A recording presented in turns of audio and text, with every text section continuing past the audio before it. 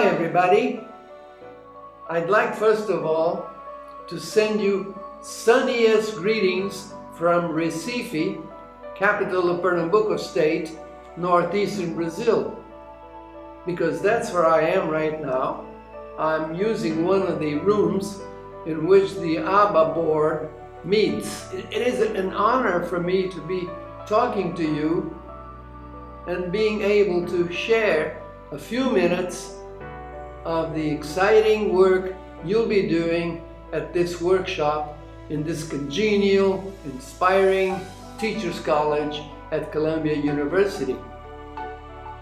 I should also thank Evelyn for having arranged for me to say a few words to you, and also thank her for helping launch my book.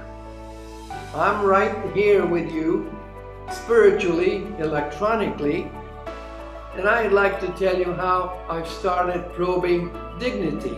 The first thing was communicating with Betty Reardon. I think it was in the early 90s or mid 90s, and she very generously sent me a copy of her Educating for Human Dignity, Learning About Rights and Responsibilities.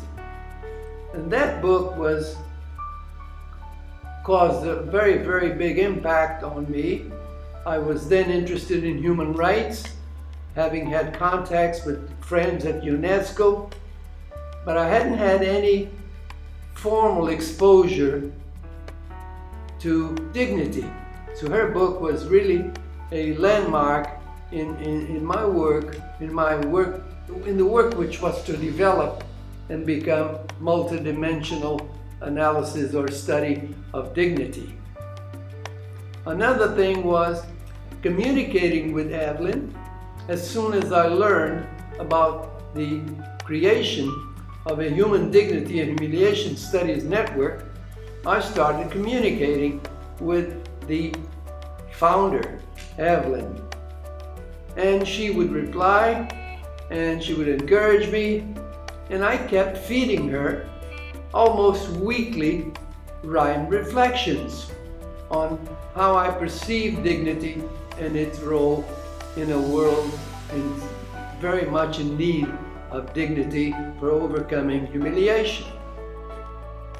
Then, well, as I developed an interest in humiliation, I realized that as a peace linguist, I needed to learn about other approaches. And that's how I started communicating with Morton Deutsch, whom I have not had the personal physical pleasure of meeting, but whom I consider a mentor, at least as far as my minimal knowledge concerning conflict resolution. Morton has been most supportive of my work. He can't realize how much, and he has kindly invited me to contribute chapters to two of his books, co-edited by Peter Coleman.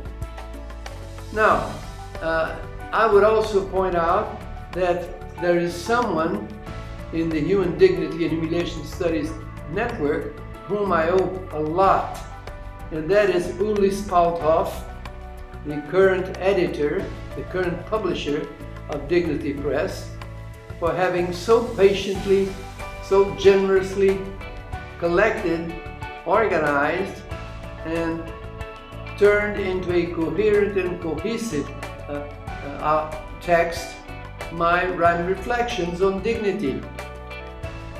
Because I'll tell you, honestly, I wouldn't have had the patience to do that selection and organizing and systematizing that Uli has shown in compiling a book. So I owe it to him, the painstaking effort of seeing some of my rhyme reflections on dignity being printed. Now, I would also like to point out that in in probing dignity as a peace linguist, I also looked for newer, more challenging ways of placing linguistics at the service of humankind. And one of the outcomes has been the concept of dignity linguistics. To some of you, the very notion of peace linguistics might be new, but if you Google the term, you'll learn more about it. Whereas dignity linguistics is based on how humans improve their character, their conduct, their communication by becoming what I would call dignifiers. In fact, the two core concepts I deal with in my work are communicative peace, which I coined in 1993, and communicative dignity, which became a poster produced at Aba, Recife, Brazil.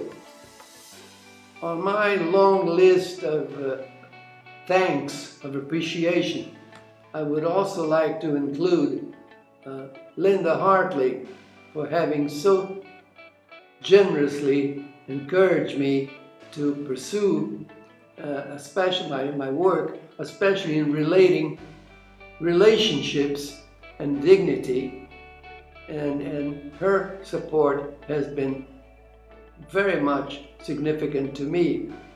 I would also like to take, in closing my words, to express to Tonya Hammer and her organizing team all the best. They have done a marvelous job, and do think of me as spiritually there. Some of you might be wondering about my English. Well, how did I learn my English? As a child, mostly through exposure to American English used by personnel, military personnel, stationed here in Recife, on the streets of Recife. So, my English was the outcome, or has been the outcome of interaction, mostly by listening, gradually by building up speaking competence. But then let me reiterate and emphasize how happy, how privileged I am to be talking to you, to be addressing you, to be wishing you a most productive, inspiring, and above all, dignifying interaction at this workshop here at Columbia University. Let me exercise my linguistic right to shift to Portuguese and say obrigado.